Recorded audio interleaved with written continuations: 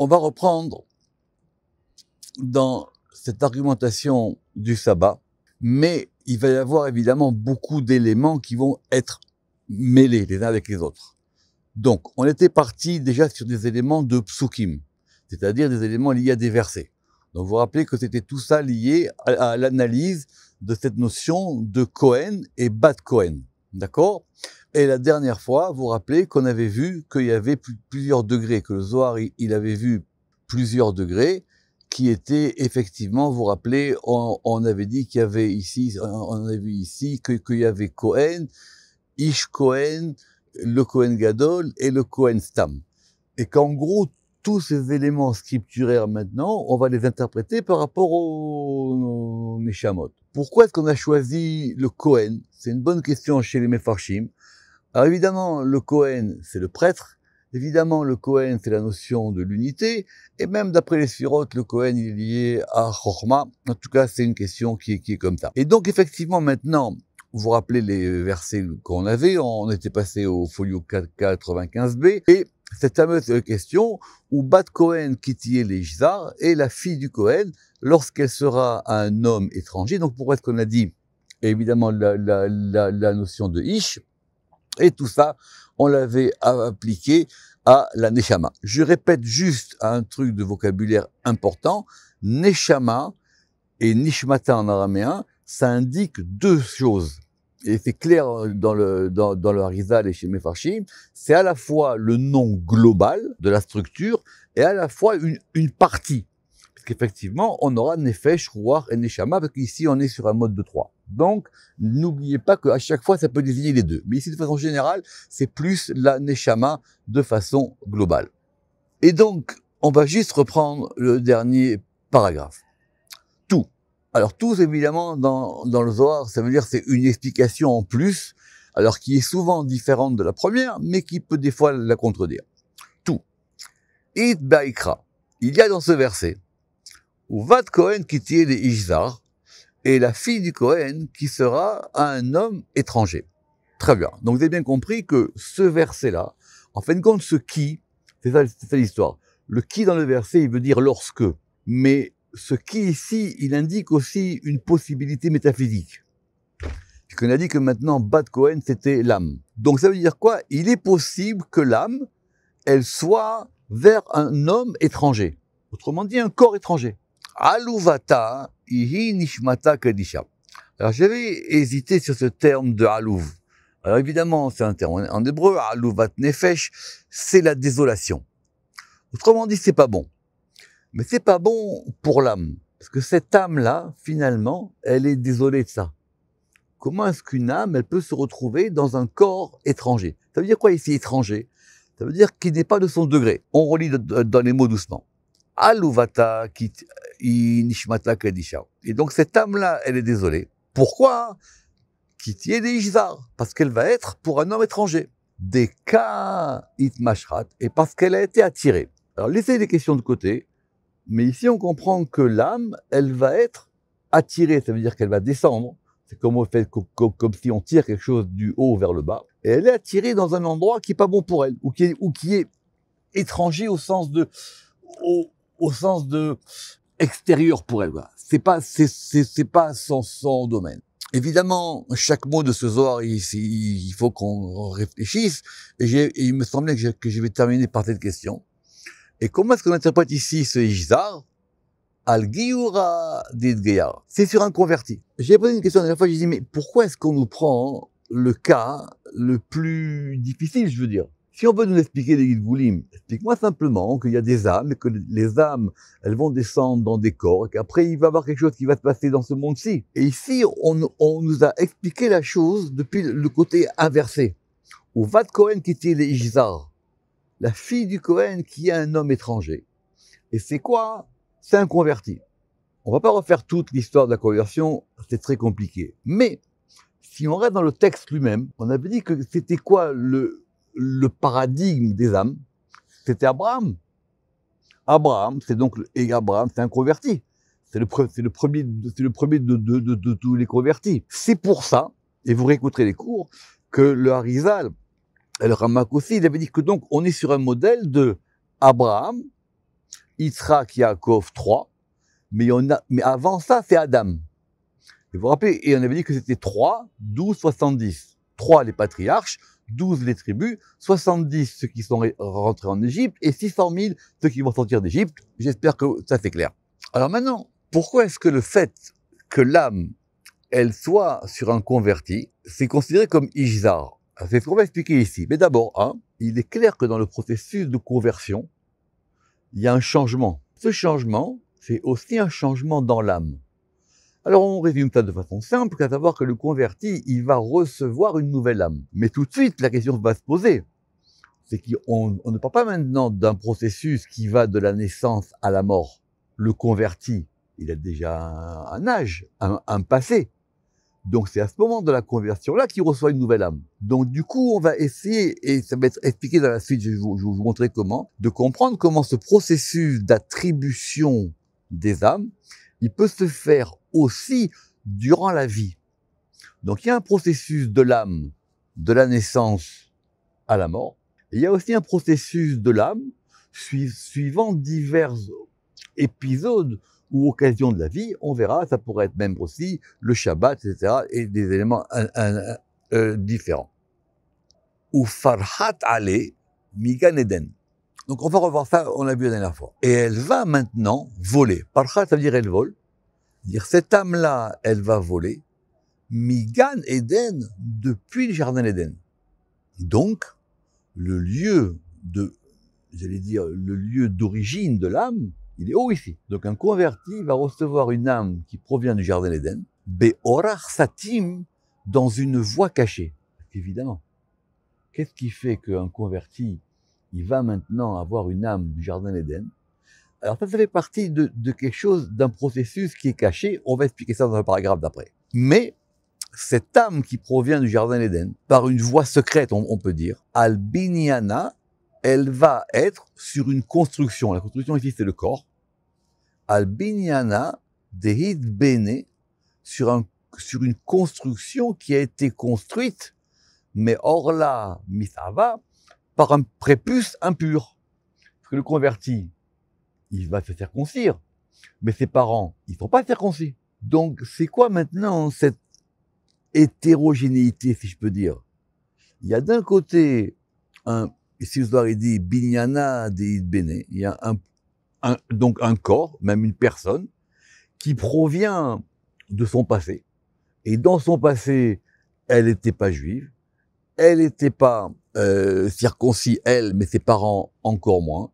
Le Ramak, il va faire une liste. Il va dire effectivement, il n'y a pas, on va dire, il n'y a pas de prédisposition culturelle. Elle n'a pas été élevée dans la Torah, elle n'a pas été baignée dans des choses, elle n'a pas des références. Bref, le bâtiment, il n'est pas parfait, si on pourrait dire ainsi. Étant entendu que le lieu de réception de l'âme, il compte aussi que l'âme. Enfin, il compte aussi comme l'âme. Da'avat l'Ishzar. Et c'est ça qui était un homme étranger. Alors le Rama qui va encore plus loin, il dit, mais si on applique ça à Abraham, donc, il est converti. Abraham, au moment de sa conversion, si on peut la dater, il va recevoir une âme particulière. Cette âme particulière, elle a deux paradoxes, si on peut dire. Le premier paradoxe, c'est que Abraham, on a vu, vous vous rappelez, ça manque pas de Midrashim, son père, et l'histoire des idolâtries, etc. Donc, il provient pas, on va dire, du terreau le plus fertile, mais en même temps, son processus à lui fait que, au moment de sa conversion, il va recevoir une âme extraordinaire. Mais, le Ramak continue, il dit, mais Yitzhak, lui, il n'a pas besoin de se convertir. Abraham, il s'est circoncis à 99 ans, si on met la conversion au moment de la circoncision. Mais Yitzhak, lui, il va avoir la circoncision à 8 jours. Et donc, c'est un juif, fils de converti. Mais Yaakov, lui, il est quoi? Yaakov, lui, il est maintenant juif, fils de juif, et petit-fils d'un converti. Alors, Rama qui rentre dans quelque chose de complexe, il dit que si c'est comme ça, hein, la structure des Havot, elle est différente. Et on comprend pourquoi dans le Zohar, des fois, on dit que Yaakov, c'est le Bechir Sheba Havot, que Yaakov, c'est lui le patriarche le plus important. Alors, si vous voyez dans les sphirotes, des fois, vous vous rappelez qu'on met Chesed à droite, Gvura à gauche et Tiferet en bas, mais il y a des structures où on voit effectivement qu'on met Tiferet au-dessus. C'est-à-dire, on met Yaakov en haut, Abraham à droite et Yitzhak à gauche. Alors, le paragraphe qu'on va faire maintenant, il est très très important et capital. Donc, cette hétérogénéité de la construction des âmes avec les vies et avec les corps, Vedahu Raza Ilaha Mikula. Et ça, c'est un mystère supérieur plus que tous. Je veux dire, c'est quelque chose de très très profond. C'est quelque chose qui est encore plus secret que toutes les choses. Le processus de distribution des âmes et des Gilgulim, c'est le plus grand de tous les mystères. Si vous regardez bien, pour ceux qui ont commencé à lire là dans Sefer Chizionot, vous voyez bien que quand on commence à voir les choses en termes d'âme, et non pas en termes, je sais pas moi, on pourrait les voir en termes de mitzvot, en termes de ce que vous voulez, de sphirot, de ce que vous voulez. On rentre dans le degré de la plus grande complexité, mais en même temps du secret le plus profond. Et ce mystère-là, on va maintenant nous l'expliquer. Évidemment, on va nous l'expliquer à la manière du Zohar. Il faut faire très attention, chaque mot, chaque lettre, chaque virgule. Be'amouda dekaima letiklin. Alors, amouda, c'est une colonne, ou dans la colonne ou une colonne, des kaïma qui se tient en tiklin. Alors, tiklin, c'est un mot très important dans le Zohar. D'abord, qui s'écrivent avec ou sans yud, puisqu'ici il y a un yud, mais c'est le yud du pluriel. Des fois aussi, il va s'écrire tiklin avec un yud, ici. Alors, il y en a qui ont voulu faire des différences, mais la vérité, c'est le même mot. D'accord? Et donc, tiklin, le masculin de tiklin, c'est tikla. Pourquoi c'est un mot important, le tikla? Parce que l'une des premières occurrences dans le Zohar de tikla, c'est quoi? Tikla, c'était une espèce d'horloge à eau. Je sais pas comment ça s'appelle, vous trouverez le nom. Et c'était par l'eau, et par ça, on fait une horloge. Et cette horloge-là, elle est expliquée dans le Zohar au début, dans l'histoire du Zohar, pour désigner le point de Chatzot. Or, le point de Chatzot, le point du milieu de la nuit, c'est le point de la balance. C'est le point du milieu. C'est le point de distribution. Et donc, ici, c'est clair d'après tout le monde que tiklin, ce sont une balance. Donc, vous avez donc une colonne, et cette colonne, elle se tient en balance. Ça veut dire que Rabbi Yehuda Aftaya, il dit qu'il y a la colonne. La colonne, c'est l'axe central. Donc, il y a un axe central des choses. Et cet axe central, il se tient par rapport à des balances. Donc, il va avoir des balances, on va dire une à droite, une à gauche. Il va avoir même plusieurs balances. Ici, c'est un pluriel. Mais toutes ces balances-là, qu'on va expliquer maintenant, elles dépendent d'un point central. Évidemment, dirait Rabbi Yehuda Aftaya, parce que tout le processus de distribution des âmes, et on ne peut pas penser qu'évidemment tout ça est dû au hasard ou au destin ou ce que vous voulez, ça correspond à un axe central, à une colonne. Be'amouda de kaima letiklin, go avira de najvat. À l'intérieur d'un air, l'air, avira, c'est l'air, des najvat et qui souffle, ou qui insuffle si vous voulez. Comment on peut expliquer ça de façon simple? Vous avez cette colonne, elle va produire un souffle. Le Ramak est très content, parce qu'il dit effectivement la colonne, c'est l'air, et les deux balances qu'on va avoir à droite et à gauche, c'est l'eau et le feu. D'accord? Pour lui, ça marche très bien dans la théorie des sphirotes. Be'amouda de kaima les tiklin, donc dans une colonne qui se tient en balance, à l'intérieur d'un air qui insuffle. Évidemment, le terme d'insuffler, c'est le même terme de l'insufflation du souffle de l'âme. Donc, c'est ça qui va insuffler des âmes. It tikla chada be'aisitra ve'it tikla chara be'aisitra. Et on a donc une balance de ce côté-ci et une balance de ce côté-là. D'ailleurs, vous avez remarqué ici que tikla s'écrit avec un yud et là s'écrit sans yud. D'accord? Donc, vous avez une colonne centrale. Cette colonne centrale, elle va insuffler, et elle insuffle, et elle a, de ce côté-ci, de ce côté-là, on dira du côté droit ou du côté gauche, en tout cas de deux côtés différents, et il y a plusieurs balances. Be'ai sitra mozne tzedek. De ce côté-ci, ce sont, et là on est passé en hébreu, on est passé de tikla à mozne. De ce côté-ci, nous avons donc des balances, et vous avez bien compris qu'on est passé de tikla au singulier à mozne au pluriel en plus. Be'ai sitra mozne tzedek. De ce côté-ci, des balances de tzedek, de justice. Alors évidemment, tzedek c'est malchut, tzedek c'est le côté féminin, ou be'ai sitra, et de l'autre côté, mozne mirma, des balances de Dupri. Donc il y a une balance, évidemment chaque balance, elle va avoir des plateaux de la balance. Vous en avez vu cette notion de la balance dans Sefer Yetzira. Donc il y a une balance qui est une balance juste, on va dire, et il y a une balance qui n'est pas une balance juste. Il y a une qui va équilibrer les choses, et il y en a une qui fait que c'est une balance de dupe, si on peut dire ainsi. Ve'ai tikla la shachir le'almin. Et cette balance, alors c'est laquelle cette balance? Très bonne question.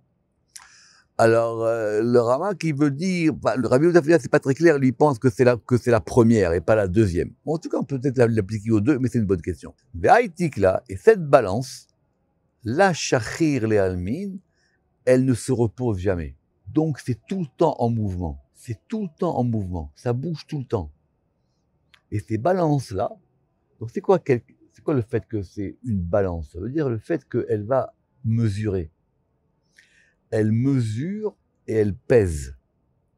C'est elle qui va faire la pesée des âmes. Venishmatin, salkin, venartin, alin, vetavin.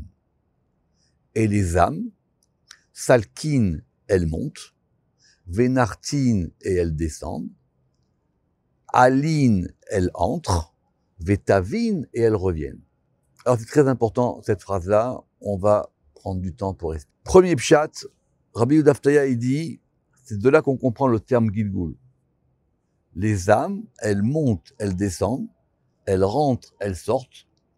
C'est comme une roue. Gilgul, c'est Milachon Galgal. Le Gilgul, donc c'est pas la réincarnation, parce qu'évidemment c'est beaucoup trop simple, c'est une roue. Ce sont des roues qui tournent tout le temps. Ça tourne tout le temps. Et ça tourne tout le temps, pourquoi?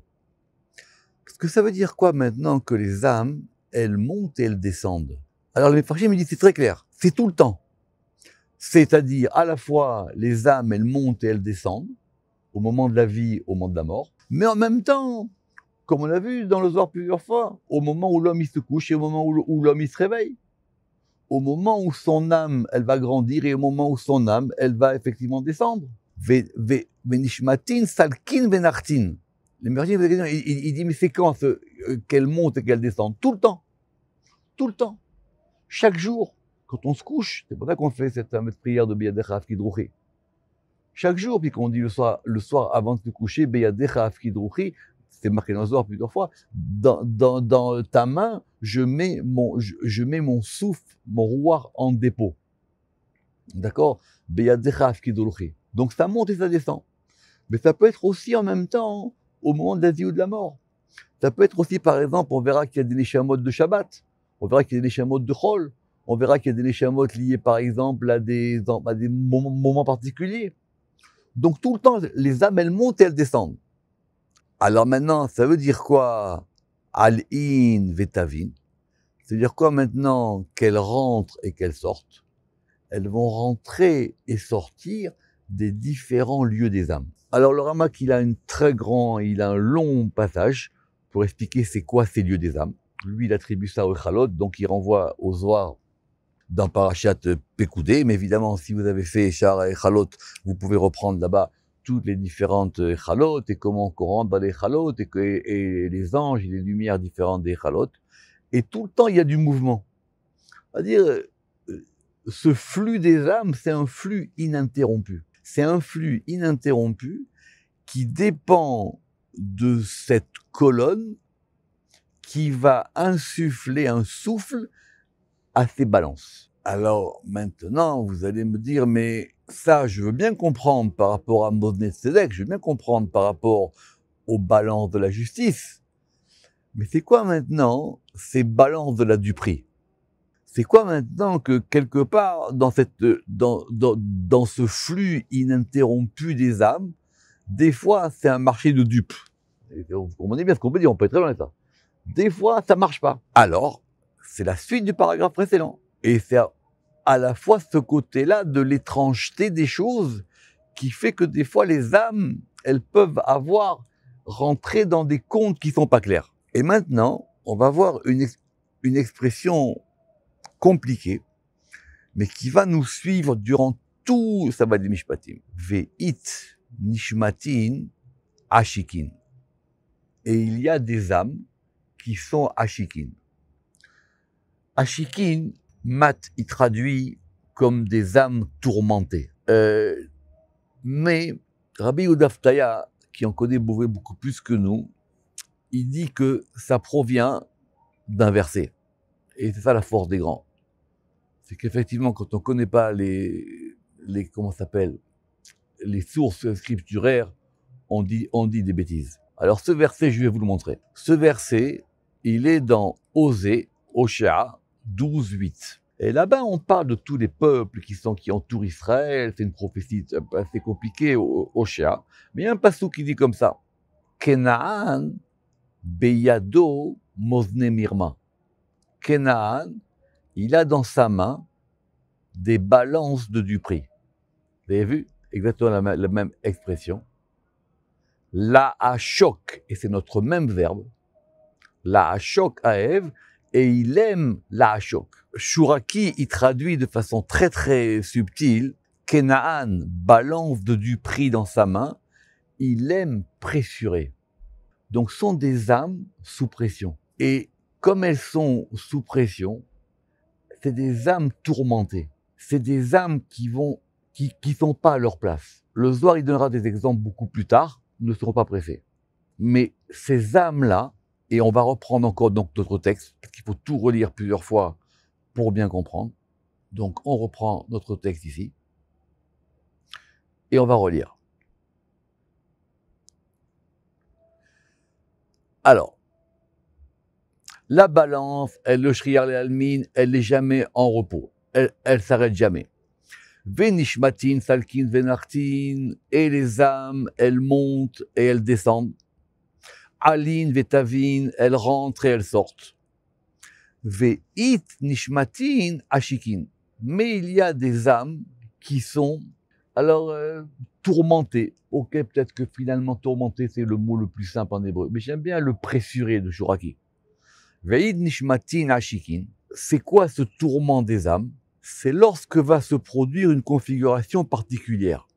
C'est-à-dire que, attention, elles sont tourmentées parce qu'effectivement, elles vont après être distribuées par rapport à ces balances-là dans des endroits qui ne leur conviennent pas. On est toujours sur la suite de cette notion de Ijzar. Et c'est quand? Kad shalta Adam be Adam. Lorsque l'homme va dominer l'homme. Premier point, Rabbi Yehuda Ftaya, il dit donc, c'est pas tout le temps. On ne peut pas penser que Dieu il fait en sorte qu'il y ait des âmes tourmentées tout le temps. C'est pas possible. On ne peut pas dire que c'est quelque chose qui est dans la nature des choses. C'est quand il y a une configuration particulière. C'est quoi cette notion de Adam Ba'Adam? C'est un verset dans Kohelet, comme il est marqué. Et Asher Shalat Adam Ba'Adam Leralo. C'est le grand verset qui va nous occuper dans les cours prochains. Le roi Salomon, il a dit comme ça, il y a un moment. Et, n'oubliez pas que et, c'est pas Shah et que c'est pas Zman, hein, d'accord? Et, ça veut dire c'est un moment particulier. Ça intervient ponctuellement. Et, Asher Shalat Adam Be'Adam, où l'homme, il domine l'homme. Pour le moment, c'est le pshat. Les râlos pour lui faire du mal, ou du mal pour lui. Les râlos vadaï. Et le Zohar, il rajoute, pour du mal pour lui, assurément. Pourquoi le Zohar, il a besoin ici de me rajouter les râlos vadaï? Ça veut dire que ça va lui faire du mal à lui, à cet homme-là, ou plutôt ici à cette neshama, ça va lui faire du mal, à ce moment où il y a 2 degrés de Adam qui vont se confronter, et il y en a un qui domine l'autre. Alors d'où on a vu maintenant, nous, qu'il y a 2 degrés de Adam et qui sont en conflit. Que dans ce conflit, quand ça se passe mal de ce premier Adam, de ce deuxième Adam, c'est ça qui va provoquer ces fameuses âmes tourmentées. Et asher shalat à Adam ba'Adam les ralo. Très bien. La vérité, c'est pas une question. N'importe quelle personne qui a fait le Zohar, il comprend qu'il y a plusieurs degrés de Adam. Et il y a un fameux Adam qui s'appelle Adam Bélial. Adam Bélial, c'est une expression biblique, ça veut dire un homme fourbe, c'est-à-dire un homme qui est du mauvais côté. Il y a un Adam Bélial et il y a un Adam simple ou Adam de Gdusha. Quand il y a la notion de Adam Bélial qui l'emporte la notion de Adam, les râles, c'est pour lui faire du mal à lui, c'est ça qui va provoquer cette descente dans le monde d'âmes tourmentées. Maintenant, tourmenté, évidemment, j'ai pas voulu dire le mot, ça veut pas dire damné, ça n'existe pas dans la Torah, ça. Il n'y a pas d'âme damnée. Ça, c'est un non-sens. Mais c'est des âmes qui vont avoir des problèmes, dont elles peuvent sortir. On ne pourra pas dire que c'est insoluble. Mais c'est plus difficile pour elles. Et tout ça va dépendre de ce fameux, de cette colonne, de ce pilier avec les balances. Et on va juste dire le début et on reprendra la prochaine fois. Il faut qu'on prenne le temps, on n'est pas pressé. Aval, Aïn Nishmata. Et alors, cette âme, c'est laquelle cette âme ici? Cette âme, il dit ici, Rabbi Yosef, c'est évidemment cette âme tourmentée. De Avat, les Sitra Achara, elle est passée à l'autre côté. C'est une âme qui va se confronter aux forces du mal. Et c'est ça le Ishzar. Et c'est ça l'homme étranger du verset.